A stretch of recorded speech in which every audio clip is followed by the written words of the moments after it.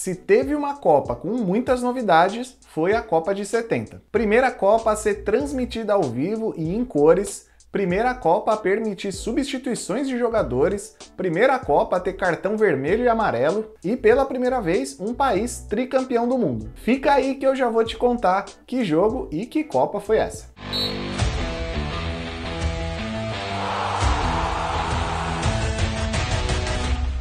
Em 70, pela primeira vez, a Copa saía do eixo Europa-América do Sul e seria disputada na América do Norte. A eleição que garantiu o México como sede aconteceu 6 anos antes, em 64. O México concorria com a Argentina, mas aí os mexicanos levaram vantagem porque as Olimpíadas de 68 já iam acontecer na cidade do México. Então, os mexicanos já estavam com tudo preparado para receber um evento do tamanho de uma Copa do Mundo. E essa foi a primeira Copa que os brasileiros puderam assistir ao vivo pela televisão, já que até a Copa de 66 só dava para acompanhar ao vivo pelo rádio. A grande novidade é que pela primeira vez na história, a Copa seria transmitida ao vivo e colorida. Mas aqui no Brasil, pouquíssimas pessoas tinham uma TV colorida, era um aparelho muito caro, então quase todo mundo assistiu em preto e branco mesmo. Ao todo, foram 11 jogos transmitidos ao vivo aqui no Brasil, incluindo, claro, todos da seleção brasileira. E rolou uma coisa bem inusitada nessas transmissões. As 5 principais emissoras brasileiras se juntaram para comprar os direitos de transmissão da Copa. Por conta disso, as 5 emissoras só teriam direito a um canal de áudio e um canal de vídeo para transmitir o evento. Então, na prática, rolou o seguinte: um narrador da Band, sei lá, começava a transmitir o primeiro tempo do jogo,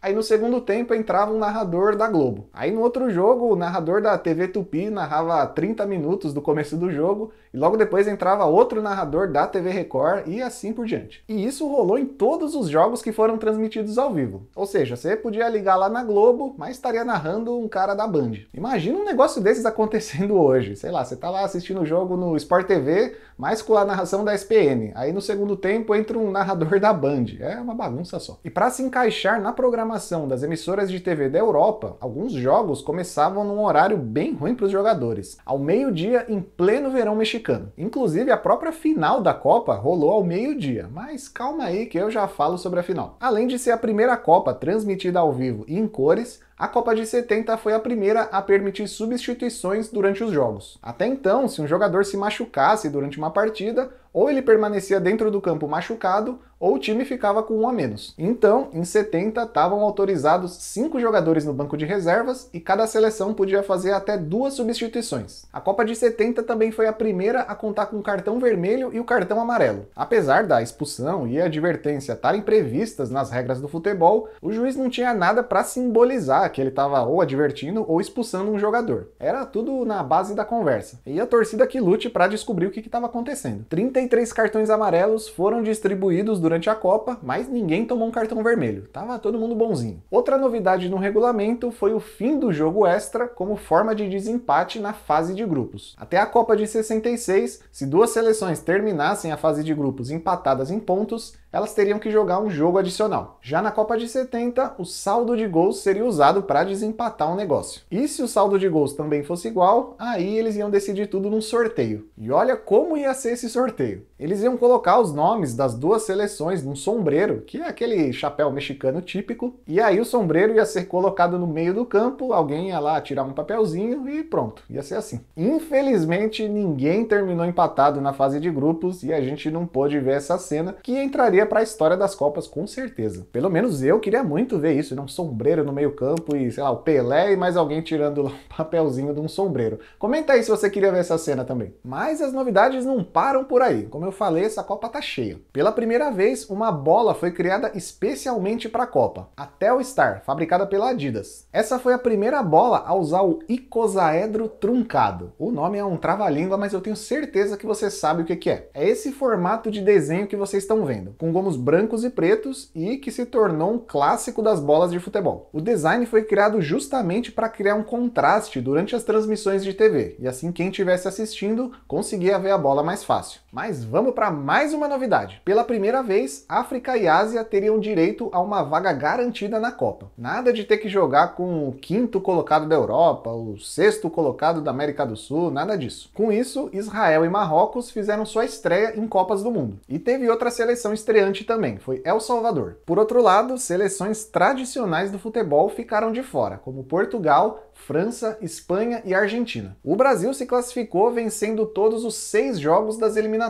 E mesmo com a ótima campanha, o técnico brasileiro João Saldanha foi demitido 3 meses antes da Copa começar. O que aconteceu foi o seguinte: em 70, o Brasil vivia sob ditadura militar e o João Saldanha era um dos poucos que tinha coragem de criticar o presidente Emílio Médici. O Médici vivia dando pitaco onde não era chamado, e numa certa entrevista ele disse que gostaria de ver o atacante Dadá Maravilha jogando pela seleção, mas o João Saldanha nunca convocava o Dadá. Aí o João Saldanha meteu essa: eu não escalo o ministério, então o presidente não escala a seleção. Corajoso esse Saldanha. Então, depois dessa declaração, o João Saldanha foi convidado gentilmente a se retirar do cargo de técnico da seleção e em seu lugar foi contratado o Zagallo.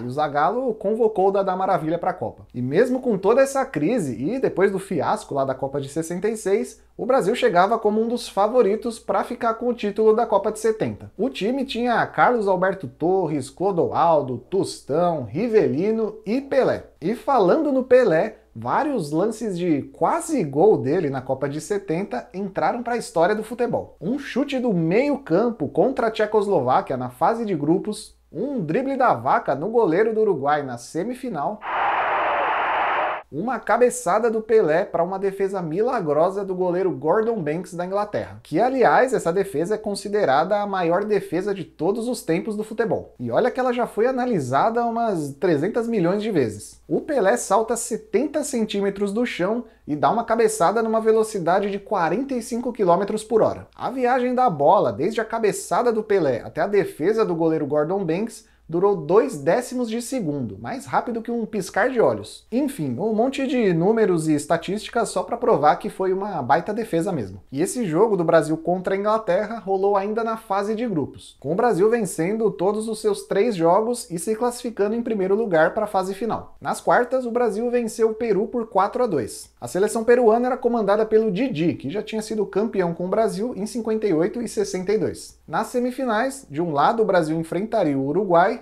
e no outro jogo, a Itália enfrentaria a Alemanha Ocidental. E pela primeira vez, olha, é a primeira vez de novo, semifinal só com campeões mundiais. O jogo entre Itália e Alemanha Ocidental foi tão bom que ficou conhecido como o jogo do século, graças ao nível do futebol apresentado. A Itália vencia por 1-0 até os 45 do segundo tempo, quando a Alemanha empatou e levou o jogo para a prorrogação. Na prorrogação, a Alemanha virou para 2-1, a Itália virou para 3-2, a Alemanha empatou 3-3 e 1 minuto depois do empate, a Itália fez o 4º gol. E nisso tudo ainda teve o alemão Franz Beckenbauer jogando boa parte da prorrogação com a clavícula quebrada, já que a Alemanha já tinha feito as suas 2 substituições que tinha direito. E a partida até ganhou uma placa em homenagem a ela em frente ao Estádio Azteca, onde o jogo foi realizado. Na outra semifinal, o Brasil venceu o Uruguai por 3-1 e se classificou para a final para enfrentar a Itália. Mas antes de falar da final, curte esse vídeo aqui embaixo, ó. Clica aqui nesse joinha que tá aqui embaixo se você tá gostando do vídeo. Assim você me ajuda e ajuda o YouTube também a divulgar esse vídeo para mais gente. E se você vai curtir, já aproveita também para se inscrever. O botão é do lado, embaixo, bem pertinho ali. Rapidinho, não custa nada. No dia 21 de junho, Brasil e Itália entravam em campo no Estádio Azteca completamente lotado. Mais de 100 mil pessoas se espremiam nas arquibancadas para assistir a final. A seleção brasileira abriu o placar aos 18 minutos do primeiro tempo, depois de um cruzamento do Rivelino para a cabeçada do Pelé. E depois daquela defesa do Gordon Banks, o Pelé deve ter passado a madrugada treinando cabeçadas, porque foi um belo gol, né? Aos 37 minutos, uma lambança da seleção brasileira. O Clodoaldo tenta dar um passe de letra, o Bonicenha rouba a bola, dribla o zagueiro e o goleiro e manda pro gol. Final do primeiro tempo, 1-1. E o Clodoaldo provavelmente deve ter ouvido um monte de elogio respiro ali no vestiário depois dessa falha, né? No segundo tempo, o Gerson fez o segundo gol brasileiro com um chutaço de fora da área aos 21 minutos. E no terceiro gol, o Gerson também estava lá participando da jogada. Aos 26, o Gerson lança a bola, o Pelé ajeita de cabeça e o Jairzinho entra quase com bola e tudo dentro do gol. A essa altura, o Brasil já estava dominando o jogo completamente. Mas aos 41, rolou o quarto gol brasileiro. E esse gol sempre entra naquelas listas de gols mais bonitos do futebol. A bola passa por praticamente todos os jogadores da seleção brasileira antes de chegar no Pelé. Aí o Pelé só ajeita para o Carlos Alberto Torres mandar a bomba para o fundo do gol e marcar o quarto gol da seleção. Final de jogo, 4-1 para o Brasil, que se tornava o primeiro tricampeão do mundo. O Jairzinho fez gols em todos os jogos da seleção e terminou a Copa com 7 gols. Mas o artilheiro da Copa acabou sendo o alemão Gerd Müller, que fez 10 gols. Aí você acha que acabaram as primeiras vezes dessa Copa, né?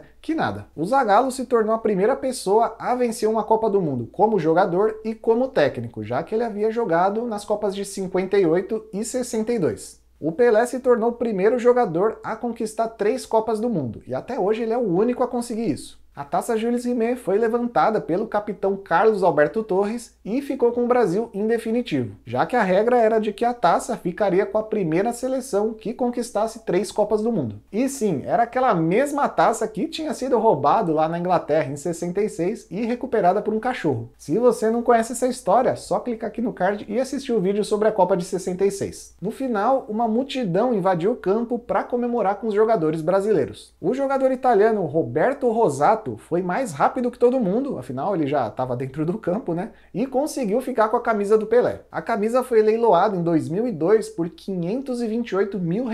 E ajustando a inflação para os dias de hoje, isso dá quase R$2 milhões.